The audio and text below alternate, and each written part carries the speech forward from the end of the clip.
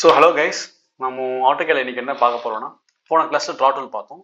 இன்னைக்கு மாடிஃபை டூல்ல first 5 tools பார்ப்போம். Move, copy, stretch, rotate and mirror. So இந்த 5 டூல்ஸும் நம்ம பார்ப்போம். ஸோ இதுல ஃபர்ஸ்ட் டூல் என்ன பார்க்க போறோம்னு பார்த்தீங்கன்னா move. So move command use பண்ணி என்ன பண்ணலாம்னு பார்த்தீங்கன்னா மூவ் பண்ணலாம்.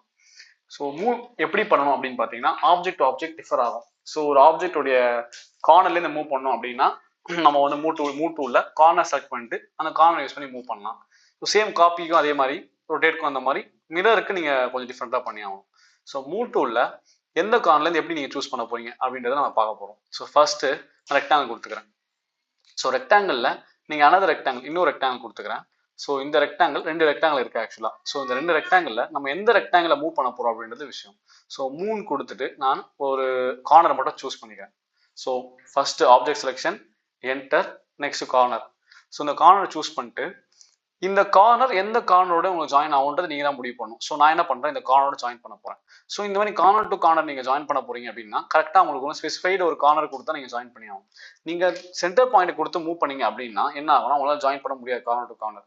ஸோ கார்னர் பாயிண்ட் உங்களுக்கு காட்டாது. ஸோ இதனால மூவ் பண்ணும்போது நீங்க இஷ்டத்துக்கு மூவ் பண்ணாம கரெக்டா ஒரு பாயிண்டை ஸ்பெசிஃபை பண்ணி மூவ் பண்ணீங்க அப்படின்னா உங்களுக்கு ஈஸியா அந்த பாயிண்ட் காட்டும். ஸோ உங்களுக்கும் வந்து இப்போ ஸ்பெசிஃபை பண்ண ஈஸியா இருக்கும்.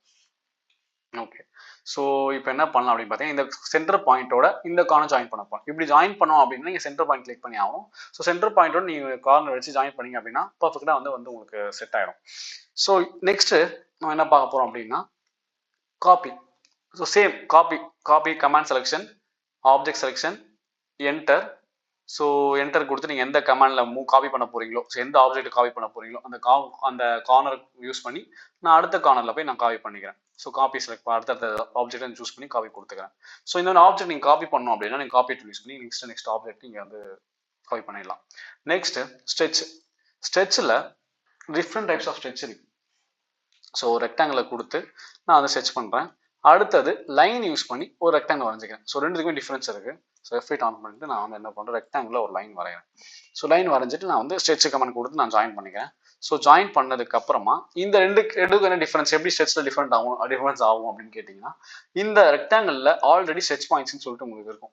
ஸோ அதை யூஸ் பண்ணி நீங்கள் ஸ்ட்ரெச் பண்ணிக்கலாம், ப்ராப்ளம் இல்லை. ஆனால் இந்த லைனில் நான் கிரியேட் பண்ணதில்ல, எனக்கு ஸ்ட்ரெச் பாயிண்ட்ஸ் தான் கிடையாது. நான் தான் ஸ்ட்ரெச் பாயிண்ட்ஸ் கொடுக்கணும் அப்படின்ற போது நம்ம ஸ்ட்ரெச் பாயிண்ட்ஸ் கொடுக்கணும். ஸோ ஃபர்ஸ்ட் 3 சைட்ஸ் நான் செலக்ட் பண்ணிட்டேன். செலக்ட் பண்ணிட்டு ஸ்ட்ரெச் கொடுத்து இப்போ எந்த லைன் உங்களுக்கு மூவ் ஆகாமல் இருக்கோ அந்த லைன் மட்டும் நான் சூஸ் பண்ணிட்டு நான் ஸ்ட்ரெச் பண்ணுறேன். ஸோ அப்படி பண்ணும்போது உங்களுக்கு என்ன ஆகும் பார்த்தீங்கன்னா லைனும் ஸ்ட்ரெச் ஆகும் இந்த மாதிரி உங்களுக்கு ரெக்டாங்கிள் மாதிரி. ஸோ இந்த மாதிரி நீங்கள் ஸ்ட்ரெச் பண்ணிக்கலாம். So next rotate.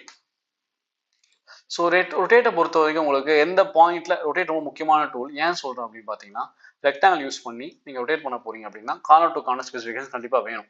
ஸோ ரொட்டேட்னு கொடுத்து எந்த இடத்துல எந்த ஆப்ஜெக்ட் நீங்கள் ரொட்டேட் பண்ண போறீங்க, ஒரு இடத்துலையும் ஒரு ஆப்ஜெக்ட் எப்படி ரொட்டேட் ஆகும் அப்படின்றத பார்ப்போம். ஸோ ரொட்டேட்ல நான் வந்து சென்டர் பாயிண்ட் கொடுத்தேன்னா அந்த இடத்துலயே தான் ரொட்டேட் ஆகும். நமக்கு இன்னும் ரொட்டேட் பண்ணிக்கலாம். ஆனால் இப்போ இந்த ரொட்டேஷன்ல நான் வந்து ஆங்கிளை மாத்துறேன், ஆங்கிளை சேஞ்ச் பண்றேன் அப்படின்னா நம்ம என்ன பண்ணிக்கலாம்னா ஒரு கார்னர் மட்டும் கிளிக் பண்றேன் அப்படின்னும் போது நம்ம என்ன பண்ணணும், இந்த மாதிரி ரொட்டேஷன் எடுத்துக்கலாம். ஸோ இதுல எஃபெக்ட் ஆஃப் பண்ணிட்டு அப்படின்னா நீங்க ஃப்ரீயா ரொட்டேட் பண்ணலாம். இந்த மாதிரி தெரியுதா உங்களுக்கு?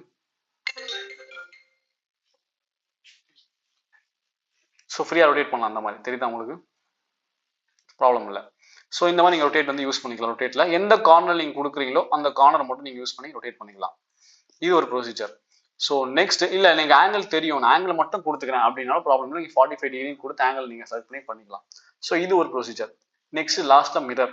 ஸோ மிரர்ன்றது ரொம்ப ரொம்ப ஈஸி. ஸோ ரெக்டாங்கிள் யூஸ் பண்ணிக்கிறேன். இந்த ரெக்டாங்கிள் எனக்கு இன்னொரு சைடில் மிரர் ஆகணும்னா mirror line.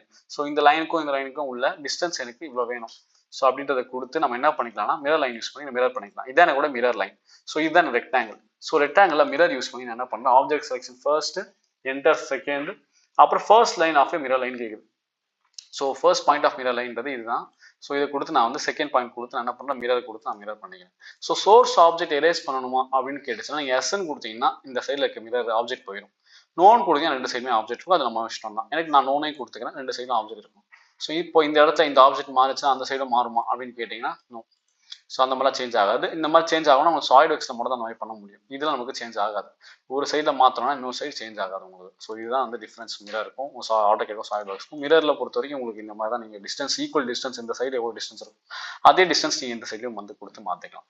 So thank you guys.